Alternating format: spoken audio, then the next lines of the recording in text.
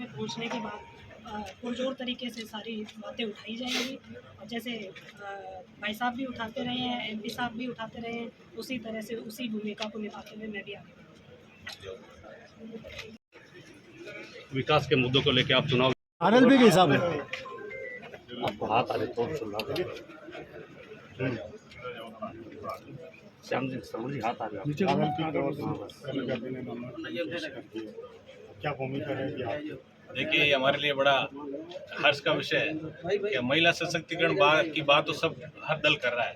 33% महिलाओं का आरक्षण की बात भी संविधान में सब लोग कर रहे हैं। हमारा बड़ा सौभाग्य इस बार किसान और जवान के स्वाभिमान के साथ साथ एक महिला सशक्तिकरण का विशेष मुद्दा लेके और हम क्योंसर की प्रत्येक गांव और ढाणी तक जाएंगे। हमारा प्रयास है कि आधी आबादी का जो विकास, चाहे वो राजनीतिक रूप से बात करें, प्रशासनिक रूप से बात करें, हम इसके पक्षधर हैं।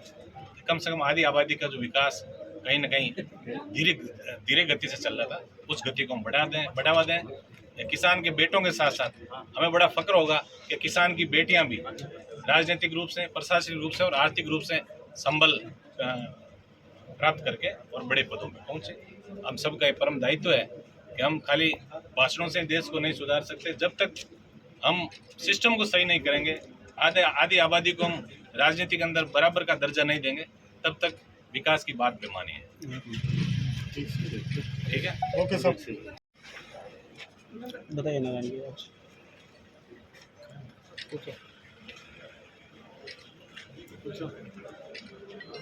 नामांकन पत्र आरएलपी के द्वारा पार्टी के द्वारा दिया गया, उसके बारे में देखिए, आज राष्ट्रीय लोकतांत्रिक पार्टी की तरफ से कनिका बेनीवाल जी ने पर्चा दाखिल किया है और ये हमारे सब के लिए बड़ा हर्ष का विषय है कि हम महिला सशक्तिकरण की बात हमेशा सारे राजनीतिक दल करते हैं, लेकिन धरातल पे अभी ये फलीभूत नहीं हुआ है।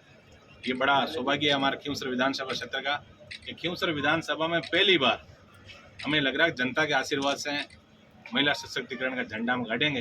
निश्चित रूप से किसान के बेटों के साथ साथ हम ये पूरी उम्मीद करते हैं किसान परिवार की बेटियां भी, चाहे वो राजनीतिक रूप से यदि हम बात करें, हम सामाजिक रूप से बात करें, आर्थिक रूप से, प्रशासनिक स्तर की बात करें, हर बड़े पदों पे जब तक किसान की बेटियां नहीं पहुंचेगी तब तक आधी आबादी का जो विकास, जो हम हमारे राजनेता, हमारे जो चिंतक जो सोच रहे हैं देश के अंदर, उसके अंदर हम कामयाब नहीं हो पाएंगे।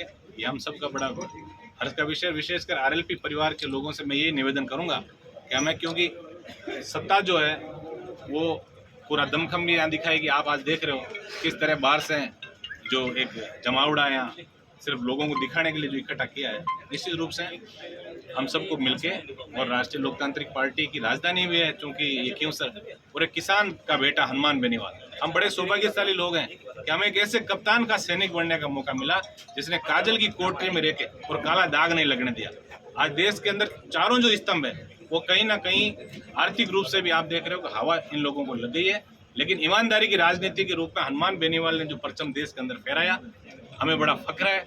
और हमें पूरी उम्मीद है कि खींवसर विधानसभा क्षेत्र का प्रत्येक मतदाता हनुमान बेनीवाल की विचारधारा को पूरा आशीर्वाद देके और राष्ट्रीय लोकतांत्रिक पार्टी का झंडा जो है वो राजस्थान की विधानसभा में हम लोग फहराएं।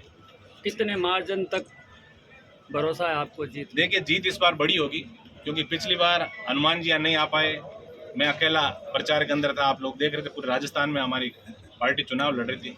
इस बार पूरी टीम जो है वो पूरी टीम, हमारे एमएलए साहब इंदिरा जी हैं, सारे जो प्रधान और जो हमारे पार्टी के पदाधिकारी हैं, हम पूरा प्रयास करेंगे।